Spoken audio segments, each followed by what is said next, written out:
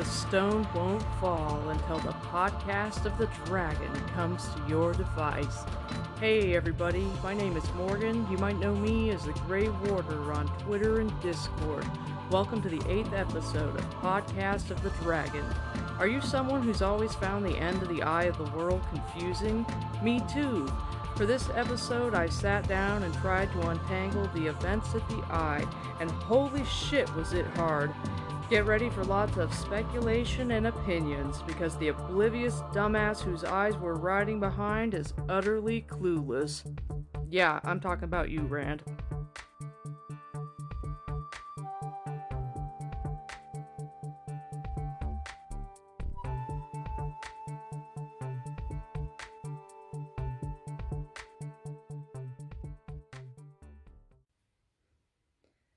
No matter how often I read Eye of the World, and I've read it literally dozens of times, the end still doesn't make much sense. If I had to quickly synopsize the story from the time the crew is reunited in Camelin until the end, I'd say, just when you'd figure they'd head off to Tar Valon, the plot takes a turn and they go to the Eye of the World instead. And while it shouldn't seem so random, considering the boogeyman has been talking about it in the boys' dreams and the fucking book is named after it, it still kind of does.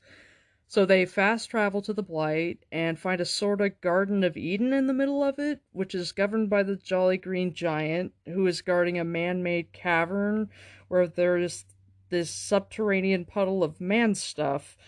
They check out the puddle, and when they come back up, there are two ancient bad guys named Agenor and Balthamel waiting, who look super worse for wear, and since they've broken out of prison when the general consensus is they're never getting out, the good guys decide that combat is probably the best option, and then they go on to show that they are totally unequipped to fight against OG evil. The Jolly Green Giant kills one bad guy. He kills the one whose body was so decayed that he could no longer speak and therefore couldn't delight us with a good villain monologue, because who needs him? And everyone runs away from Agenor, and Rand is the one who gets chased, because we're in his point of view, and if he weren't the one Agenor chases, well, that would be pretty boring. Agenor catches up to Rand, and there's a shiny, throbbing rope that he's very possessive of and super unhappy to share with Rand, and he bursts into flame. Rand wants to go somewhere else, and he ends up in what we can only assume is Tarwin's Gap, because the Shinerin army is down there, and the descriptions we're getting make it sound like Rand is high as balls. But we're led to believe he obliterates an army of Shadowspawn, and then a voice tells him to go somewhere else, so he walks up some weird stairs and finds Baalzamon. And while Baalzamon is just talking to him, and I mean, I admit it, he's being a dick, Rand cuts his wires and burns him and shoots fire bolts from a sword, all of which seems a little edgelord when the guy was just talking. And then Rand wakes up and goes back to his friends and realizes he can channel, and he feels pretty fucked up about it because it's not great news. Oh, and the puddle of man stuff is gone, and it had a horn and a flag and some broken dishes, and they go back to Faldara, the end. So many of the things that happened in the last part of the book have a dreamlike, otherworldly feel, and they leave you thinking, what the fuck? And I don't exactly feel let down by that. Because we have an unreliable narrator, in a weird way it makes sense that the ending doesn't make sense. We're having Rand's perceptions conveyed to us, and he has no fucking idea what's happening, and he is so juiced up on saidin that he's not observing things clearly. He first starts channeling the power in the eye after Agenor chases him down and corners him. He's engaging in a battle, quote-unquote, with no clue as to what's going on, and yeah, he's the reason that Agenor catches fire, but it wasn't Rand's intention to hit him with immolate. When he first gets a hold of some of the saidin, all he's thinking is, I have to get away. When he gets away, he is so overwhelmed by the light and heat of saidin, we don't even get a description of a gateway. He has to have gone through a gateway. We can safely assume that because we understand how the traveling mechanic works, but we get no description of that. We just get, and Rand was no longer on the hilltop. But we know that Robert Jordan had to have worked out the mechanic for traveling this early in the series, because Lews Therin traveled in the prologue, and it was described with real specificity, like capital T talent. And not only that, but Elon Ishamael's traveling in the prologue was different, because RJ that early on was making a distinction between the one power and the true power. So Rand had to have had the vertical turning line that opens into a gateway. But all we get is... And Rand was no longer on the hilltop. He quivered with the light that suffused him. His mind would not work. Light and heat blinded him. The light. In the midst of the void, the light blinded his mind, stunned him with awe. He stood in a broad mountain pass, surrounded by jagged black peaks like the teeth of the Dark One. It was real. He was there. He felt the rocks under his boots, the icy breeze on his face. Anyone on a reread with an understanding of traveling knows that Rand has to have traveled according to the rules of this world, and the vague descriptions we're getting don't make much sense.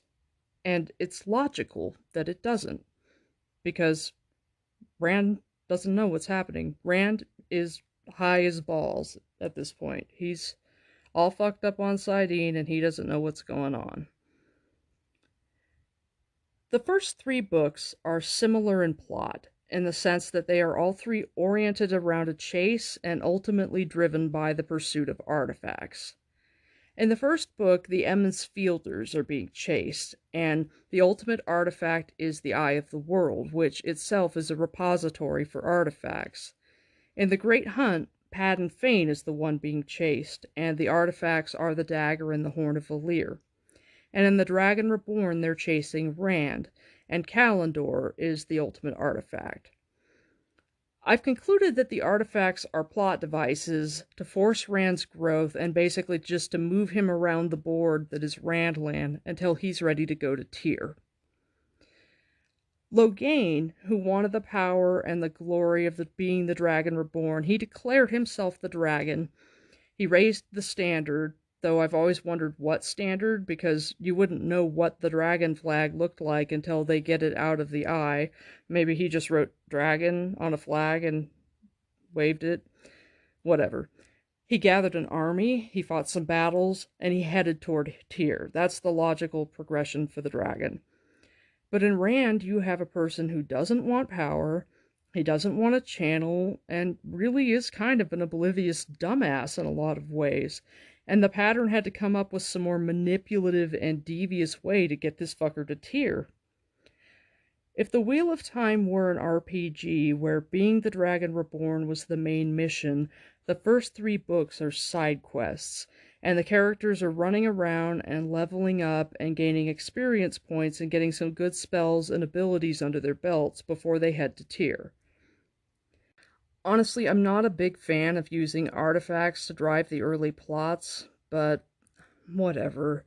Frankly, I can't think of a better way to do it, and while that's not saying much because fantasy isn't really my bent when it comes to writing and I'm not particularly good at crafting plots, I'm not going to drag it. Honestly, I'm fine with the dagger and Callandor, and I have at this point, after working on this super hard episode, I even have a satisfactory headcanon for the Eye of the World. But I think the Horn of Valir is dumb. It might not be dumb if we had more background and explanation for it. A lot of the other artifacts in the story have more background and separate reference materials like the Wheel of Time Companion or the Big White Book of Bad Art. But the horn entry in the Wheel of Time Companion just says, a golden curled horn bearing the words Tiami Avan Moradin Isende Baden, meaning the grave is no bar to my call. Legend said that it had been hidden to keep it safe until the last battle, at which time it would be blown to call up legendary heroes from the past. Beyond that, the rest of the entry is just a breakdown of what happens to it throughout the course of the series. And there is no more information on it in the Big White Book. There's just nothing else about it. So what's the deal with it? The dead wolves are called from Tel'aran'rhiod to fight the Darkhounds, which is a necessary thing since the only thing that can kill Darkhounds are the summoned wolves and Mahalinar.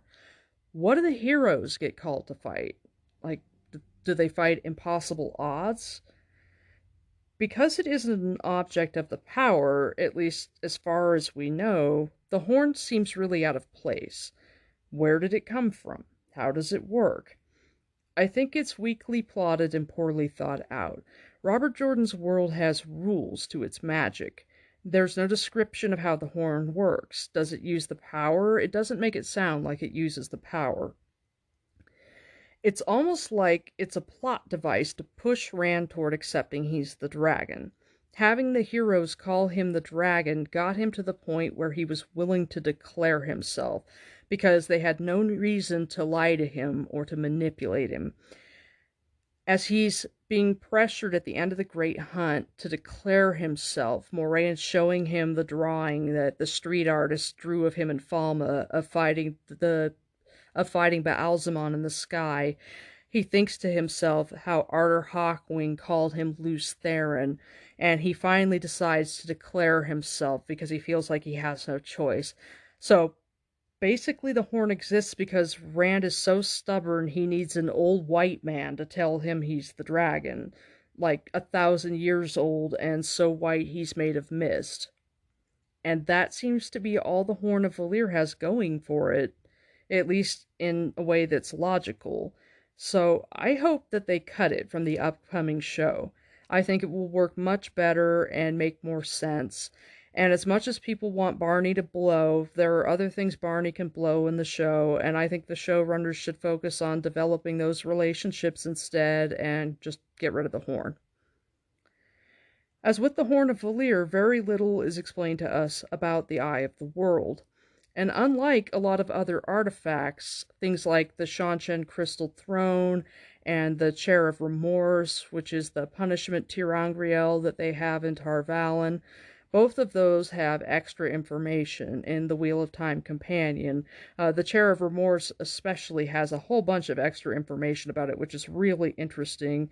And for anyone who has ever wondered if the Seanchan Crystal Throne is a tir'angriel that makes you feel awe and a desire to obey, it is. The entry for the Eye of the World in the Wheel of Time Companion tells us no more about it than what we get in the regular story. And the same is true for the Big White Book of Bad Art. The bright side to that is that it leaves plenty of room for speculation, and speculation is always fun. So, what is the Eye? When the party of Moiraine, Lon, the Emmonsfielders, and Loyal go through the archway and down into the Eye of the World, and it says, the corridor opened into a vast domed space, the rough living rock of its ceiling dotted with clumps of glowing crystals. Below it, a pool took up the entire cavern, except for the walkway around it, perhaps 5 paces wide. In the oval shape of an eye, the pool was lined about its rim with a low, flat edging of crystals that glowed with a duller yet fiercer light than those above. Its surface was as smooth as glass and as clear as the wine-spring water. Rand felt as if his eyes could penetrate it forever, but he could not see any bottom to it. The Eye of the World, Moiraine said softly beside him. As he looked around in wonder, he realized that the long years since the making, 3,000 of them, had worked their way while no one came. Not all the crystals in the dome glowed with the same intensity. Some were stronger, some weaker. Some flickered, and others were only faceted lumps to sparkle in a captured light. Had all shone, the dome would have been as bright as noonday, but they made it only late afternoon now. Dust coated the walkway, and bits of stone and even crystal. Long years waiting while the wheel turned. But what is it? Matt asked uneasily. That doesn't look like any water I ever saw. He kicked a lump of dark stone the size of his fist over the edge. The stone struck the glassy surface and slid into the pool without a splash, or so much as a ripple. As it sank, the rock began to swell, growing ever larger, larger and more attenuated, a blob the size of his head that Rand could almost see through, a faint blur as wide as his arm was long. Then it was gone. He thought his skin would creep right off his body. "What is it?" he demanded, and was shocked at the hoarse harshness of his own voice. "It might be called the essence of Sidene." The Aes Sedai's words echoed around the dome. "The essence of the male half of the true source, the pure essence of the power wielded by men before the time of madness." And a little bit further down, "I always wondered," Loyal said uneasily. "When I read about it, I always wondered what it was. Why? Why did they do it? And how? No one living knows." Moraine no longer looked at the pool. She was watching Rand and his two friends, studying them, her eyes weighing neither the how nor more of the why than that it would be needed one day, and that that need would be the greatest and most desperate the world had faced to that time. Does Rand have to be at the Eye to face the greatest need ever? Or is one of the reasons they're facing that need the fact that he's at the Eye? To get Rand to the Eye, Robert Jordan has to lay the groundwork in some convoluted ways. Because the story we think we're getting is you're being chased and it's a mystery. In reality, it's not a mystery. It's only a mystery to us and the Emmons Fielders, but Moraine knows exactly why they're being chased, and her goal is just to get them where they'll be safe, somewhere with allies that is defensible. The actual goal all along is the Eye of the World, and the only person who really knows this is Ishamael. And so to set the stage for that, Robert Jordan just has Ishamael talk about it through some weird dreams to the boys. And then RJ brings in two separate, seemingly independent tales, one told by Loyal about a ravaged man who came to his steading around the Aiel War, and then Perrin and Egwene, when they're with the Tinkers, hear the story about the dying maidens telling the Tinkers crossing the waste that Sightblinder wants to blind the eye of the world. Ishamael claims to Rand that he's the original source of these two tales. If that's true, there had to have been a bunch of those seeds that he let loose, not just those two. It was like blowing on a dandelion and knowing that one of those seeds would find Ta'Veren. I can't decide if I think it's true or not. If it is true, it's a lovely, subtle example of the way Ishamael is able to manipulate events in a manner that has long-reaching consequences when he's able to touch the world. In this great villain monologue, while he and Rand are in, I think, Tel'aran'rhiod, Riyadh, it's another thing you don't know because Rand doesn't know what's happening.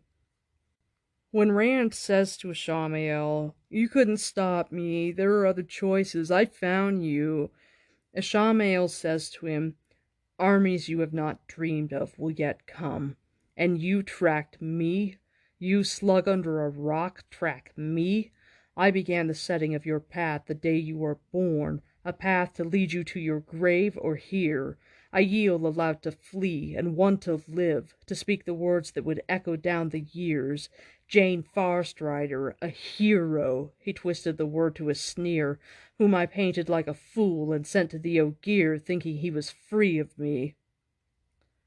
So Jane Farstrider is the man who went to the Ogier's steading. Loyal, when Moraine finally catches up to Rand and Mat and Caemlyn, wants to ask her about the situation with the man that he didn't know was Jane Farstrider and the Eye of the World, because he had always promised himself to ask an Aes Sedai. He says, around the time of the Aiel War, a man came to the steading. He was at the point of death, though there was no wound or mark on him. The elders thought it might be something Aes Sedai had done. Loyal gave Moraine an apologetic look, since as soon as he was within the steading he quickly got well, a few months. One night he left without a word to anyone, simply sneaked away when the moon was down. He looked at Moraine's face and cleared his throat again.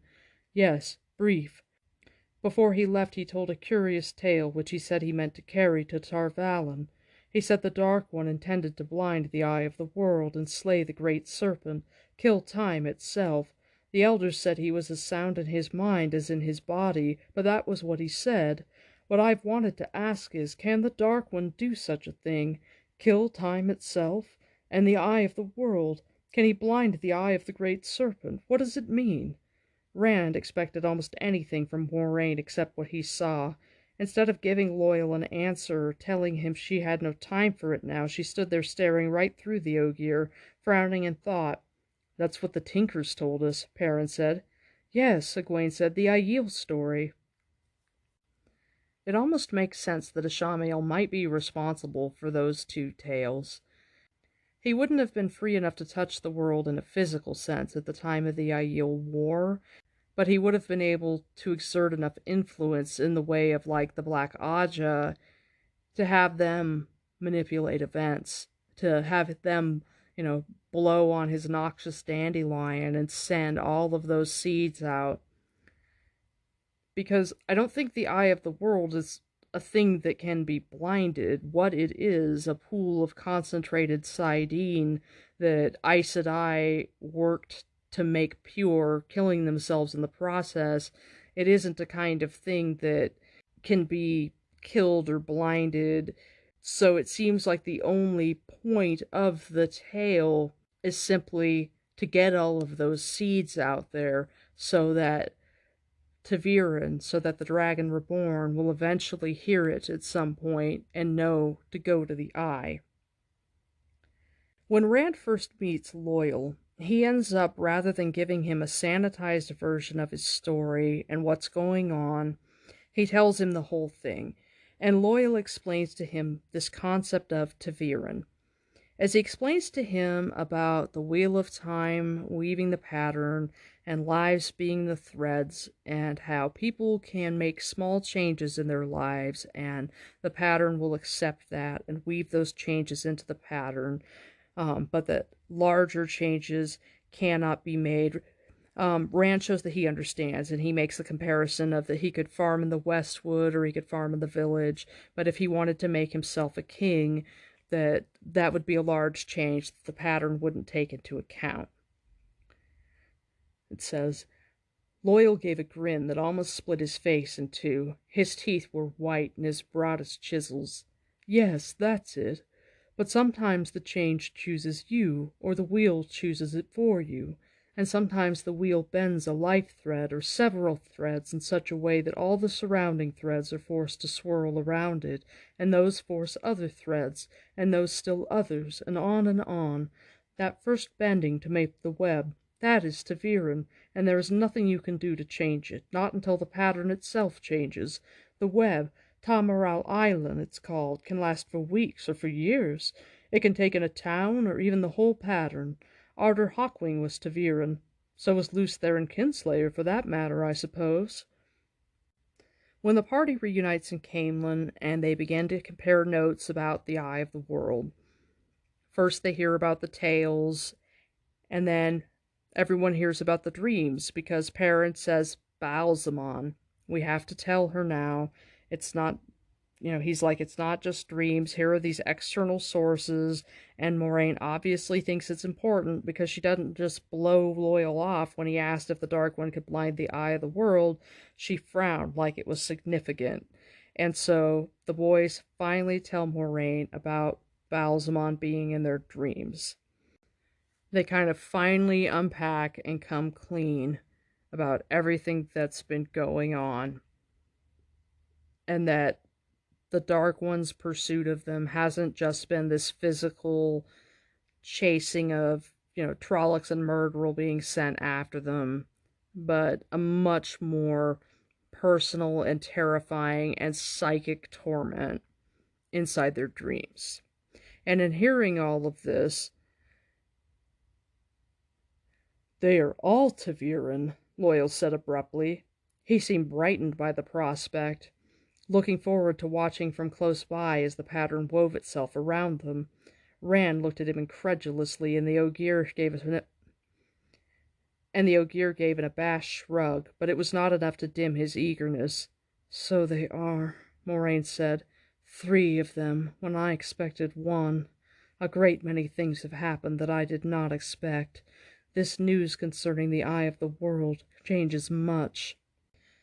I never considered the impact of the concept of ta'veren until much later, after a number of rereads of Wheel of Time. Then one day it just suddenly occurred to me. When stuff happens that seems absurdly coincidental or providential, I don't roll my eyes, because ta'veren. There are so many instances of happenings in this series where, unless a plausible backstory and all of the ensuing exposition were crafted, I would just dismiss it as utterly contrived bullshit. Except ta'veren.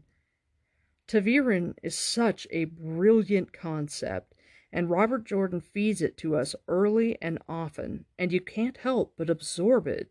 He worked out this plot armor mechanic where it is utterly logical based upon the universe he's created and the way the Wheel of Time weaves, that these coincidental things would happen. Because the pattern has a use for someone, the things that they need will come to them. And instead of seeing it as ridiculous, which in any other book, if all of these things just happened for the hero, nobody wants to read a story like that because it's just so artificial and contrived. But nothing is contrived in the Wheel of Time because the concept of ta'veren is so brilliant, this beautiful plot armor mechanic that you can't help but absorb. And it's not just that he gives it to you by exposition. He has this earnest, bumbling character in Loyal who bugs the shit out of the boys by talking to them about it. Like, they don't want to fucking hear it. And he's like, oh my god, ta'veren, because he's like fucking nerding out. Like, he's the biggest ta'veren nerd fanboy. Rather than having the boys accept their pattern-given plot armor, he has them deny it. And once they're out of the denial stage, he has them meditate on it, like, damn, this crazy shit happens, or ta'veren saved my life, or like in instances, say, where Rand is in Tel Iran Riyadh in the flesh the night that Egwene is called to be Amyrlin's seat by the Saladar Aes Sedai. He wonders to himself as he hears that, he eavesdrops on it, and he gets the information he needs to be able to send Mat and the Band of the Red Hand to Saladar to be able to get Elaine so that he can bring her to Caemlyn to be crowned, which ends up not working out that way, but whatever. Rand wonders to himself if it was ta'veren that made him pick that night. So Robert Jordan works out this plot armor mechanic, and then he uses it to steer the party to the artifact destination. As Moraine says, for a time the pattern does seem to be swirling around all three of you, just as Loyal says, and the swirl will grow greater before it becomes less. Sometimes being ta'veren means the pattern is forced to bend to you, and sometimes it means the pattern forces you to the needed path. The web can still be woven many ways, and some of those designs would be disastrous for you, for the world. We cannot remain in Caemlyn, but by any road Myrddraal and Trollocs will be on us before we have gone 10 miles, and just at this point we hear of a threat to the eye of the world, not from one source, but 3, each seeming independent of the others. The pattern is forcing our path. Whether this is a trap or a timely warning, we must do what we must, and that is to reach the eye of the world quickly. And then Moraine turns to Loyal and says, you're obviously a rebellious young lad. Tell me, do you have the forbidden knowledge of nightmare fast travel? I've been wondering whether Moraine really expected to get the dragon to Tar Valon.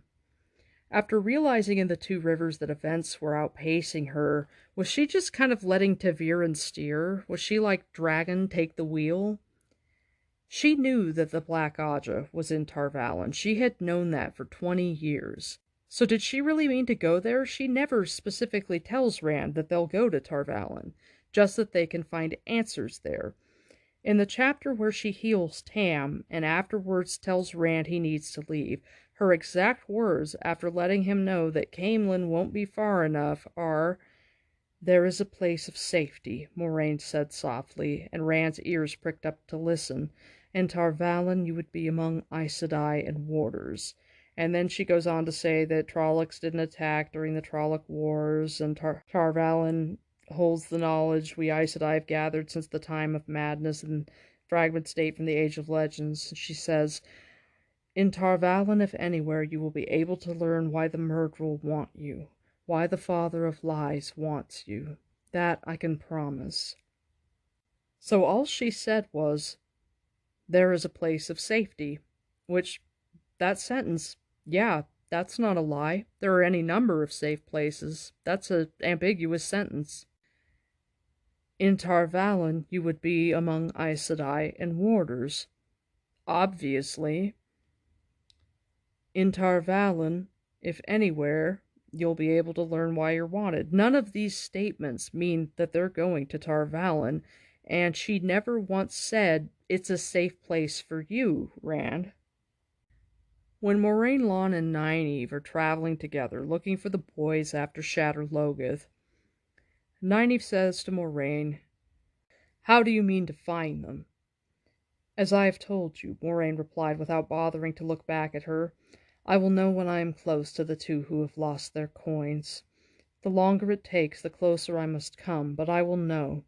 As for the one who still has his token, so long as he has it in his possession, I could follow him across half the world, if need be.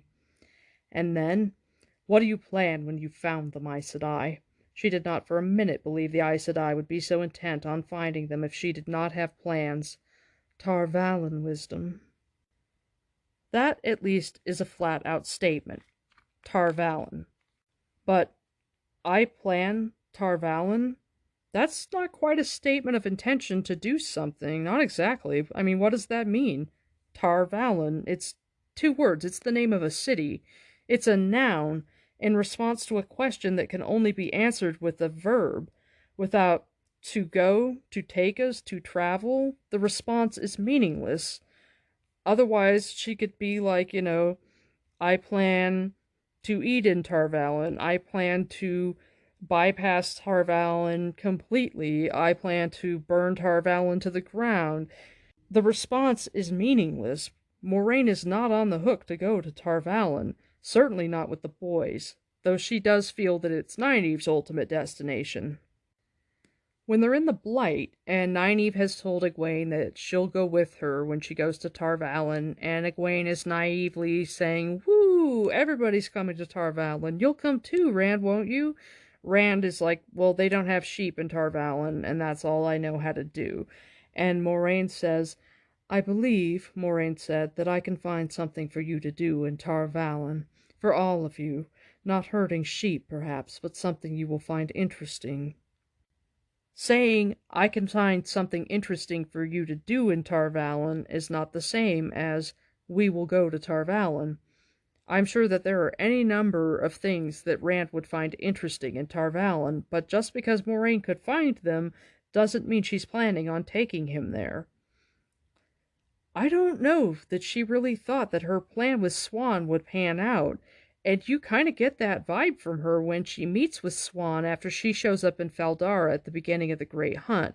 Swan is all pissed off at her, like, yo, we had a plan. We were going to get him to Tar Valon, and we were going to hide him and keep him safe. What the fuck?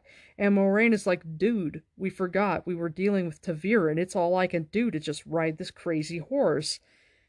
I'm wondering if, after seeing that they weren't shaking their pursuers, and everything was out of their control, she was just, once again, like, maybe not Dragon take the wheel. She doesn't let the dragon do anything because he's a dumbass, but like, Pattern, take the wheel. Well, I guess it's the wheel that makes the pattern. Wheel, you know what, Wheel? You do you. But she continued to say Tar Valon, because no one is going to trust the judgment of someone who says, we're just going to watch and see what happens. And I guess in the face of uncertainty, the first oath lets you state as true something that's the plan, even when you're starting to get a sneaking suspicion that the plan will not work out. Why did Ashamael want Rand at the Eye? In the Shadow Rising, when Rand goes into the glass columns in Rhuidean, and he sees all the visions of his ancestors, he goes back and he gets to the breaking, and he experiences a scene where the ancestors whose eyes he's seeing from is waiting to talk to an Aes Sedai. The Aiel are about to leave the city that they're in, and they have all the carts and wagons that are full of the objects of the power, all the ones that will eventually end up decorating the plaza of Rhuidean. And Rand's ancestor, he's waiting in a conference room where female Aes Sedai are all talking, and the Green Man, Sameshta, is there, and he's wounded. He's got that burnt furrow on his face, and his memory is kind of foggy. He doesn't remember the dude. And on the table in the room, Kalendor is resting on the dragon banner, and one of the Aes Sedai is yelling at another. The one that's being yelled at is named Deendra, who has the foretelling. And so she's yelling at Deendra, what's the point of your foretelling if you can't tell us when? And Deendra's like, dude, I see what I see, and that's all. And they're discussing and making plans to meet up with some male Aes Sedai who aren't too far gone yet. And what we're seeing there is the setup for the Stone of Tyr and the Eye of the World. The warding around Kalendor is made with both powers, and we know this because when Egwene is first learning to dreamwalk, when she's using the stone Tirangriel in The Dragon Reborn, she's exploring Tel'aran'rhiod, and she goes to the heart of the stone in Tyr, and when she's trying to figure out the warding around Kalendor and why she can't get through the invisible parts, she suddenly realizes those parts that seem to be resisting her even harder than the female half that she can see must be the male half of the source. So I'll just read a small bit from the Wheel of Time Companion entry about the Stone of Tyr. It was said to be the earliest fortress built after the Time of Madness, and said by some to have been built during the Time of Madness, made with the one power soon after the breaking of the world.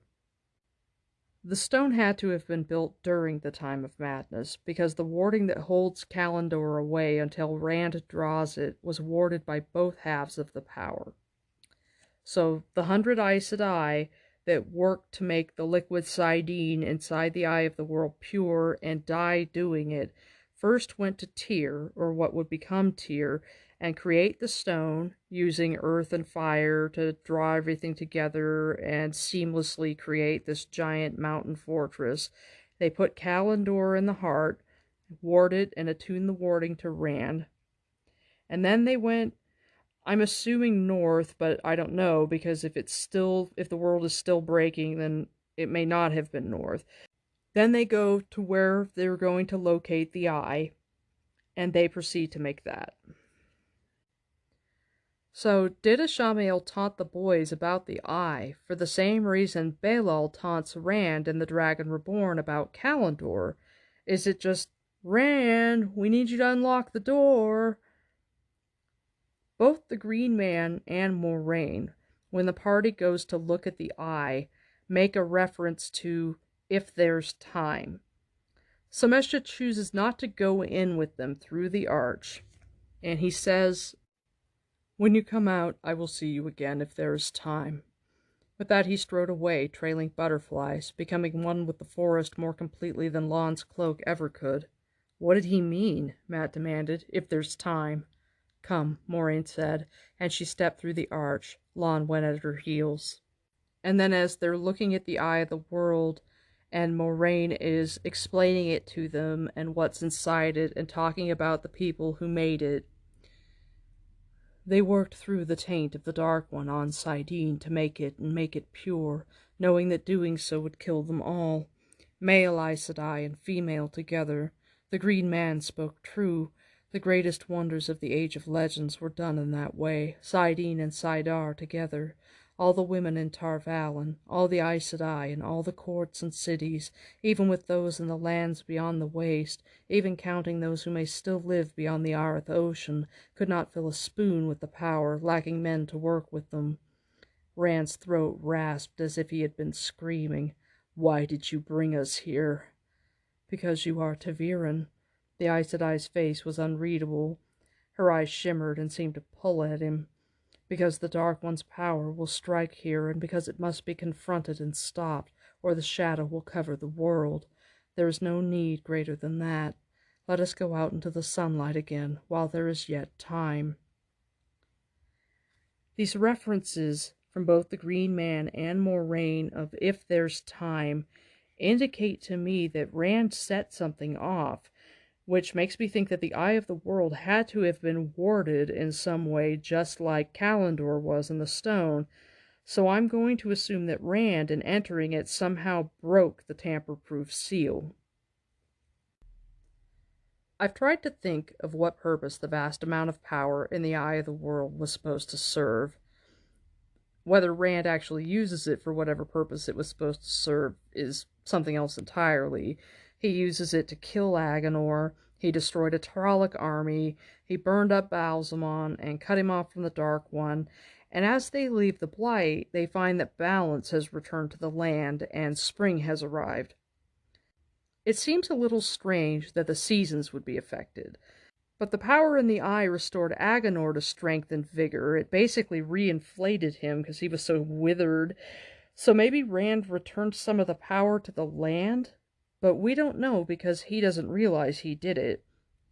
Moraine tells Egwene that the One Power can't be used up. She refers to the One Power as a river and the Aes Sedai as a water wheel. So conservation of energy is at play. Rand converted a lot of the power at the Eye of the World into heat and light, but maybe some of it went into the land, or maybe it's just a returning to balance.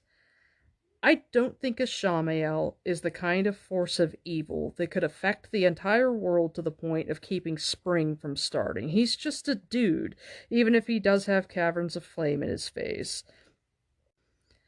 Plot-wise, the Eye of the World allows Rand to engage in a massive, quasi-volitional, barely on the edge of awareness channeling event by giving him an external power source to struggle over, and it wakes him up to the fact that he can channel. I'm wondering if 3D manifestations of the One Power concentrate, were used to make certain tir-Angreal or sa-Angreal.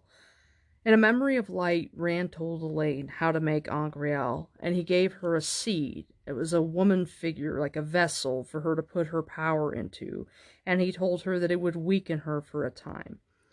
With a sa-Angreal, do you just boil a seed in a pot with 2 quarts of essence of Sidene until dissolved, stirring occasionally, then pour it into a cake mold of choice and bake for 50 minutes at 375 degrees? What use is it to, rather than just taking it from the source, do whatever you have to do to get the concentrate? I'm guessing if you need both men and women, if you're making Sidene concentrate, the women have to make a conduit, like Rand and Nynaeve did when they were cleansing the taint, and then the concentrate would pour through the conduit into a vessel. And then they did whatever they did to remove the taint that caused them all to die. Rand had Shatter Logoth to cancel out the taint when he was doing the cleansing. I'm wondering if the Aes Sedai that cleansed the power that ended up in the Eye of the World used their own bodies as filters. But I'm also wondering if they directed the taint into the land. Were they responsible for causing the blight? In creating the Eye, did they also create an enormous Superfund site? What's the point of having concentrate? I'm wondering if maybe it's just easier to channel. Channeling is a balancing act. You have to reach for or embrace the source, a move that takes caution and precision because you're dealing with weight and pressure. It's like trying to fly a helicopter or something. You have to be on your A game, watching all your gauges, aware and focused, because the source can sweep you away. The eye is basically like a cup that you can put a straw into and leisurely suck the power out while you're tripping so hard you can't even sense half the things you're doing. Maybe the Eye of the World could be described as pasteurized Sidene baby formula in a sippy cup. And rather than lots of training, all Rand needed to do was see Agenor using a straw and copy him. Suddenly he felt something, saw it, though he knew it was not there to see. A glowing rope ran off from Agenor, behind him, white like sunlight seen through the purest cloud, heavier than a blacksmith's arm. lighter than air, connecting the Forsaken to something distant beyond knowing, something within the touch of Rand's hand. The rope pulsed, and with every throb Agenor grew stronger, more fully fleshed, a man as tall and strong as himself, a man harder than the warder, more deadly than the blight. Yet beside that shining cord, the Forsaken seemed almost not to exist. The cord was all. It hummed. It sang. It called Rand's soul. One bright finger strand lifted away, drifted, touched him, and he gasped. Light filled him, and heat that should have burned, yet only warmed as if it took the chill of the grave away from his bones. The strand thickened. I have to get away. I'm wondering if Age of Legends Aes Sedai used one power concentrate in healing applications. Since it's obviously a wonderful restorative, it basically reinflated Agenor. Deandra, the Aes Sedai from the Age of Legends who had the foretelling, and who I'm assuming foretold a number of the prophecies of the dragon, and was responsible for a good bit of the Karaethon cycle that was spoken at the beginning of the Third Age, she couldn't know exactly what the greatest need was that the Eye would combat. I'm guessing that some of her prophecy concerning it must have made it into the Karaethon cycle, and that maybe that's why Moraine had been to see the Green Man once already. She had studied the prophecies, and maybe she had wanted to ask questions of the Nym. Maybe she was looking for clues while she was still searching for Rand. New Spring was actually supposed to be the first book in a trilogy, which I learned only recently, and it made me hella fucking sad. I would have loved to read that. I love New Spring, and the fact that there were 2 more books that never got written breaks my fucking heart. I would have loved to read them. And I'm wondering if Moraine's first journey to the Green Man, which always felt weird and random, like knowing that she had been to the Green Man before when people can only go once and need is the key. I'm wondering if Robert Jordan meant to show us that trip in a different story to give us the background info so that it wouldn't seem so odd, instead of this just, Moraine's already been there and we don't know why. According to the story, the Eye of the World moves, and it's always beyond the high passes, and a person can only find it once. The first part of that, the fact that it moves, makes no sense, unless reality and the pattern thins enough beyond the high passes and the mountains of doom to make space-time less set. We see a stretching of time during the last battle, like time goes by much faster by close to Shale Ghul, and then it stretches out the further away that you get, so that weeks and weeks go by fighting out in like Camelin or Karaethon, where only like minutes go by while Rand is fighting the Dark One. But space being so flexible is only a thing as reality begins to grow weaker as they get closer and closer to Tarmon Guyton, and you get things like the Novices' quarters and the Brown Ajah's quarters switching places in the White Tower and stuff. But maybe it's always like that closer to Shale Ghul?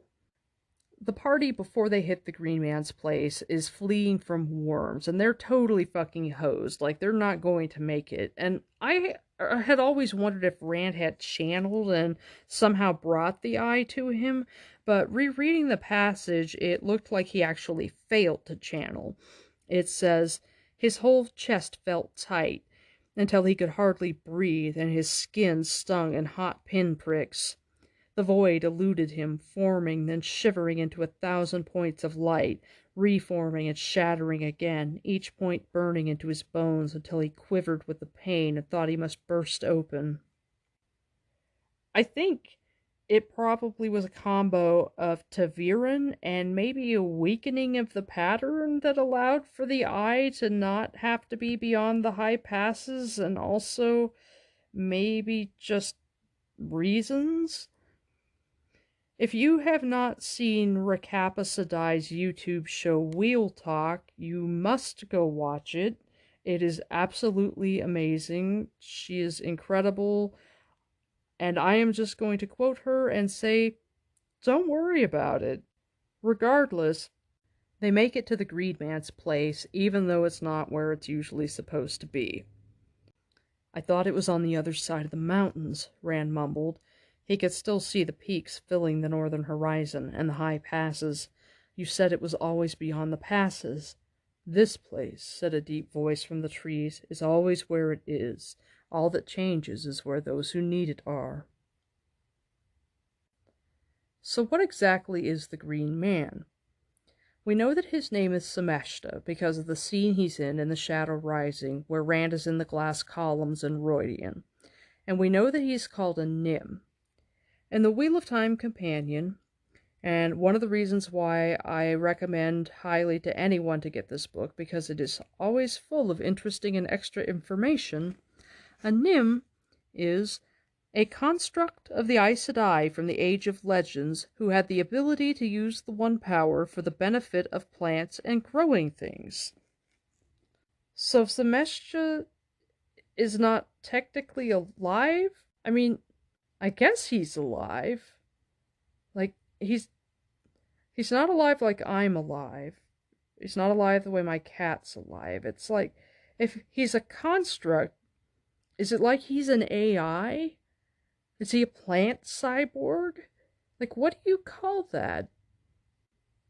Despite his propensity toward questionable experiments, I don't think Agenor made the Nym. The Big White Book of Badar does say about Agenor, "Before he turned to the dark, he was Ishar Morad Chwain, one of the foremost biological scientists of the Age of Legends. He understood the most basic structures of living things. It is certain he chafed under the widely held belief that there was nothing left to discover, only an occasional loose end to tuck in. His work apparently concerned new variations of plant life, both as crops and as ornamentals, but he was disciplined more than once for unauthorized work on animals. After becoming forsaken, he dedicated his energies to creation of Shadowspawn, living constructs designed to serve the Shadow." So he's kind of like a Dr. Mangler. I think because of what we see of the seed singing with the Ogier and the Nym and the Aiel, the Nym likely were a thing before Agenor's time. But they seem like something that he would make because, frankly, they're kind of an ethical dilemma. Creating a living creature and giving it consciousness seems on par with experimenting with animals. At the point that it has self-awareness, a plant construct doesn't seem much different than an animal construct. It's easily as ethically dubious, especially since it can feel pain. When it grabs Balthamel and it and Balthamel are attacking each other, Balthamel grabs its face and the smoke starts coming out of it and it bellows in pain. So it's kind of fucked up. But because it's immortal, or close to, maybe it's a combination of the fact that it can use the One Power and maybe being part of a plant cycle so that it's continually part of like growth and renewal.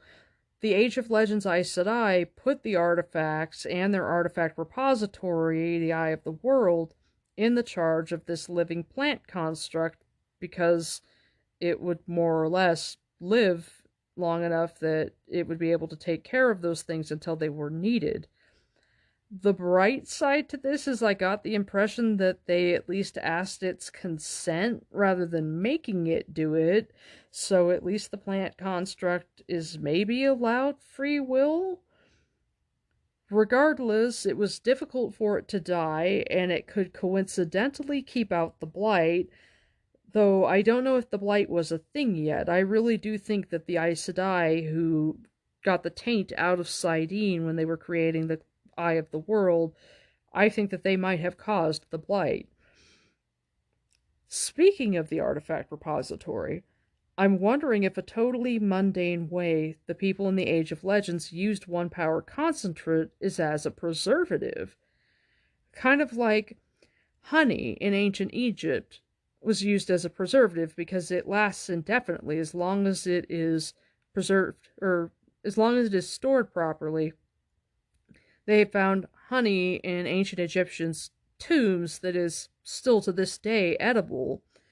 It has been used to preserve dead bodies, admittedly, but it's still technically edible. Maybe 1 power concentrate, if you pour it over whatever it is that you want to preserve, like puts stuff in a stasis, and so it's a great preservative. I don't know, I just thought I'd speculate about that. The climactic battle at the Eye is honestly pretty humorous, with villainous monologuing and Lon hesitating between protecting his boss/bestie and protecting the girl that he just rejected, and Nynaeve trying to shank someone mid-villainous monologue for slingshotting the guy who just rejected her, Egwene trying to help Moraine with her teeny bit of the power, and Rand being like, Jesus Christ, and football tackling her, and then basically grabbing her by an arm and a leg and hustling her out, and Moraine being the angry soccer mom who has just reached her wit's end and going full Karen, telling them all, you bitches need to run, and I'm going to tell Agenor I want to talk to his manager. The Green Man and Balthamel waste each other, and the others are all left to gather themselves, and Moraine won't let them go after Rand as Agenor chases him. And while Rand's off accidentally roasting Agenor, who was too busy getting roided out by the concentrate to worry about fire, traveling, we assume, he said, I want to get away, and his wish was granted, so I'm assuming that he was traveling, to Tarwin's Gap, and unleashing lightning and firestorms and earthquakes on the Trolloc army. And then there's this weird all-caps voice of the creator, maybe? Nobody knows. And then Rand maybe opens a gateway. It looks like a gateway for skimming, because there are those stairs in nowhere, and it probably takes him into Tel'aran'rhiod, and none of it makes any sense. And then he does battle with the Ishamael, who is using psychological warfare. Like, he's not even trying to attack Rand so much as just saying, they're going to hose you, and I've got your mom, and just fucking with his head. And it's all pretty crazy and convoluted. Ishamael is a confusing figure. So I'm gonna read the Wheel of Time companion entry on him. A Forsaken whose name before going to the Shadow was Elon Moran Tedranai.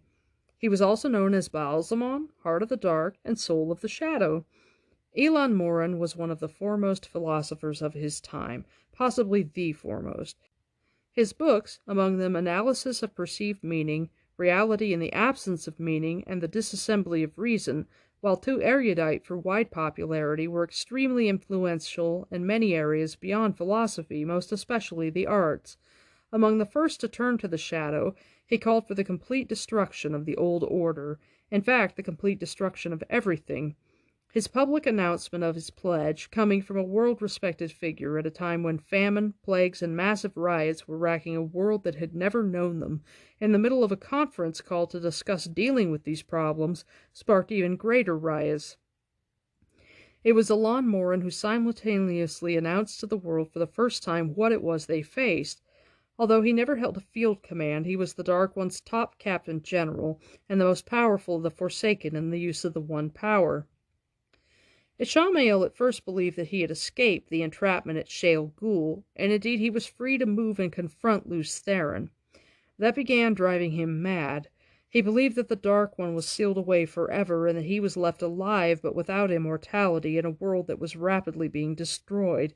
The only good point was that his connection to the Dark One held, protecting him from the taint on Saidin. Sometime after Lews Therin's death, though, he discovered that he had not escaped at all. He began to fade, to grow tenuous, until he was drawn into the trap of the seals. Roughly 1,000 years later, though, the process reversed itself. He began to find himself back in the world of men, first at intervals in a wispy form, then more solidly, until finally he seemed to again be whole and in the ordinary world. The result of his efforts that time was the Trolloc Wars, but he was not able to do more than get them started, really. He founded the Black Aja in this period. There had been sisters who were dark friends before, but he was responsible for organizing them. That had a more long-lasting effect in many ways than did the Trolloc Wars. Within a matter of 20 years or so, the process reversed itself again, and he faded back into the seals. The second time the cycle cast him out, in the same slow way, he found a world being unified by Arthur Hawkwing. He was able to turn Hawkwing's distrust of Aes Sedai into something more, resulting in the 20-year siege of Tar Valon and the price on Aes Sedai heads. When the process of being drawn back into the seals began again, he realized that he was doomed to this cycle. He tried to destroy Hawkwing's empire and humanity with a new Trolloc invasion, but Hawkwing's army beat it back handily. The third time the cycle cast him out, it was to discover that the dragon had been reborn. He knew this meant that the seals must be weakening. The pattern was preparing itself for the last battle. His chance of breaking the cycle was at hand, and so was his chance to stand high in the favor of the Dark One by finding and turning the dragon reborn. It says he's crazy, but then Rand severs him from the Dark One. For the first time, Rand makes his fire sword with the One power. Ba'alzamon's eyes burned like the pit of doom, but he shied back from the sword as if it truly were the light itself. "Fool! You will destroy yourself. You cannot wield it so, not yet, not until I teach you." "It is ended," Rand said, and he swung the sword at Ba'alzamon's black cord. Ba'alzamon screamed as the sword fell, screamed till the stone walls trembled, and the endless howl redoubled as the blade of light severed the cord. The cut ends rebounded apart as if they had been under tension. The end, stretching into nothingness outside, began to shrivel as it sprang away. The other whipped back into Ba'alzamon, hurling him against the fireplace. And then he burns the shit out of him. So, just like Asmodean, in fact, he cuts Asmodean off from the Dark One because he remembers doing it to Ishamael. So in doing that, he makes Ishamael subject to the taint. But I don't know that Ishamael was using the One power at all at the point that Rand fought him the first time. I'm assuming he never used it again after he was subject to the taint, but we know that he was using the true power in the prologue. And I think he was probably using it nearly exclusively every time the seals let him out. Let me read the Wheel of Time Companion section about the true power, at least some of it. Only the Dark One could grant access to it. It was highly addictive, and had the side effect of saw, dark flecks that passed across the user's eyeballs. If the true power was employed long enough, it would produce the caverns of flame effect in a person's eyes and mouth. Ishamael's eyes were normal, in Lews Therin's admittedly crazy point of view, in the prologue. So sometime between then and his most recent release, Ishamael used the true power often enough to get fire eyes.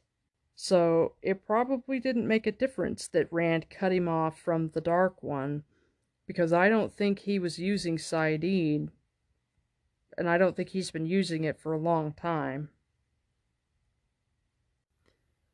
Honestly, it really is kind of a weak ending, but I'm not going to judge it too much. Robert Jordan settles in to the story in The Shadow Rising, and the fact that plot-wise the first 3 books aren't as strong, that's okay. You know, it happens, and sometimes it really takes time to settle into a story. I don't settle into my story in my novel that is unpublished and hiding in a drawer until about page 70. And part of the reason that it's unpublished and that I'm so unsatisfied with it is the fact that I have never been able to make the first 70 pages as good as the rest of it. And I can't be satisfied with that. The bright side about having a multiple book fantasy series is that Robert Jordan was able to publish those first 3 books and let us have them and appreciate them for what they are. And I'm okay with the ending. And honestly, the most interesting thing about the end isn't the battle or the villains or the eye or victory. It's Rand learning he can channel. He's innocently happy for a bit. He wakes up and he's mildly addled and he's struggling to remember people. He's not totally come down from being high as balls on saidin, but he's slowly starting to remember, and he thinks that he's killed the Dark One. And he returns to the area in front of the archway and finds Moraine and Nynaeve and Egwene, and he's super cheerful, and he's just like, it's cool, he's dead. And he notices that Egwene recoils from him a little, and he's just like, weird. Which, I think it's funny that each of them reacts the same way upon learning that the other can channel. Rand is disturbed and repulsed when he learns that Egwene can channel, for much less reason than she is disturbed and repulsed to learn that he can channel. And it takes him a few days before he finally thinks his way through it and is like, well, the Aes Sedai said it would happen to her anyway, so that means that it's not her fault, which is kind of like, I know that you can't help being gay, so I love you anyway, even though it disappoints me. Whereas Egwene, with her much more open mind and much faster processing skills, has the instinctive revulsion and flinching away and immediately feels bad and starts to cry and says, never mind, I don't care, and hugs him because he's Rand and she's feeling sad for his fate and the fact that she had thought maybe he could be her warder. Maybe they'd actually be able to get married now that they were out in the world together and he was actually starting to be interesting and adventurous and they might want some of the same things. And Nynaeve, on the other hand, says, the wheel weaves as the wheel wills, Nynaeve said slowly, but you are still Rand al'Thor of Emond's Field. But the light helped me. The light helped us all. You are too dangerous, Rand. He flinched from the wisdom's eyes, sad, regretting, and already accepting loss. Moraine says to Rand that she told Nynaeve and Egwene about his channeling, but not the others, because of what they are and what they will become. And I think that that's bullshit. I think that she told them because Nynaeve would not be diverted. I think Nynaeve was like, we have to go after Rand, I don't care what you say, even though Nynaeve was all fuckered up because Balthamel had hurt her, and Moraine had to finally be like, look, he went after Rand on purpose, and Rand can fight him because Rand can channel. Moraine would not have told them that he was the dragon. And it doesn't occur to Nynaeve because Nynaeve sort of still thinks that he should be gentled. In the beginning of the Great Hunt, when Egwene is hiding Rand in the women's apartments in Faldara because the Amyrlin seat has showed up and he can't get out of the keep, Nynaeve's sitting there knitting. Rand wakes up. He's been napping. And she tells him that they'll hide him from the Aes Sedai if that's what he wants, and she flinches away. For a while, she thinks that Rand should probably be gentled because he's too dangerous. Egwene never thinks that he should be gentled, and I don't know if it's just because she loves him or because she figures out that he's the dragon. She's still pretty uneducated, and her knowledge of the true purpose of the dragon versus the superstitions that she grew up with might still be muddied. But I bet when Moraine, while they were traveling, was telling her the truth about the male Aes Sedai and their insanity, she would have told her the true story of the dragon. She would have thought it was important for her to know because Rand would need allies in the tower, and also Egwene would have kept asking questions. I think Egwene would probably have gotten a short but pretty thorough education in the time that she and Moraine had their talks. Whether Egwene figures out Rand is the dragon. When Rand wants to know if Moraine told anyone else besides the women. Only Lon, Moraine said gently. He must know. And Nynaeve and Egwene for what they are and what they will become. The others have no need yet. Why not? The rasp in his throat made his voice harsh. You will be wanting to gentle me, won't you? Isn't that what Aes Sedai do to men who can wield the power? Change them so they can't? Make them safe? Tom said men who have been gentled die because they stop wanting to live. Why aren't you talking about taking me to Tar Valon to be gentled? You were ta'veren, Moraine replied. Perhaps the pattern has not finished with you. Rand sat up straight. In the dreams, Baalzamon said Tar-Valon in the Amerlin seat would try to use me. He named names, and I remember them now. Rowland Darksbane and Guara Malison, Urian Stonebow, Davian, Loghain. The last was the hardest of all to say. Nynaeve went pale, and Egwene gasped, but he pressed on angrily. Every one a false dragon. Don't try to deny it. Well, I won't be used. I am not a tool you can throw on the midden heap when it's worn out.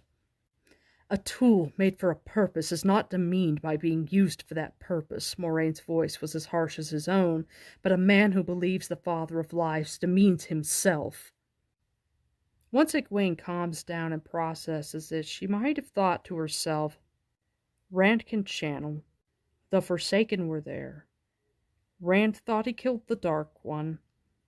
He gave the whole list of false dragons, but a false dragon wouldn't fight the Dark One and the Forsaken, and Moraine doesn't want to gentle him, and she said he was made for a purpose, so all of these things add together. Regardless of whether the ending is weak or not, the purpose seems to be deal a blow to evil, collect the artifacts, the horn, the broken seal, and the dragon banner, which it's described as all of one piece, neither woven nor painted or dyed, and it's like silky in material. I think that the dragon banner is just screen-printed nylon. I really do.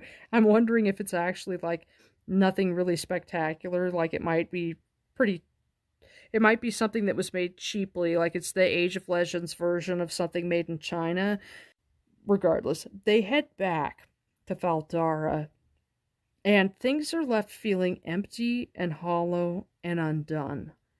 And I think we are supposed to be unsatisfied, because Rand is unsatisfied. They were supposed to fix things with this trip to the Eye, and maybe they did, but for Rand, his nightmare has just begun. I hope you've enjoyed this episode of Podcast of the Dragon. I'm done with doing episodes in the Eye of the World, at least for this turning of the wheel, and I'm ready to move on to the Great Hunt. I've got some really good episodes planned. You can find me on Twitter at Warder Gray, that's Gray with an E. Check out Watt Trivia and Games. You can find the link to the Discord at Trivia Watt. There's an awesome content creator hub there. You can find a whole bunch of Discords. There are a whole bunch of different teams you can play on, different kinds of games, and it's really awesome. Podcast of the Dragon has its own channel on that Discord, because I don't have my own Discord yet because I'm behind with everything. And you can go ahead and talk to me on that Discord channel if you like. If you want to just drop me an email, you can do that at podcastofthedragon@gmail.com. I'd love to hear from you, get any questions you might have, constructive criticism. I'm totally down to hear suggestions for future episode topics. My music is by Kevin MacLeod.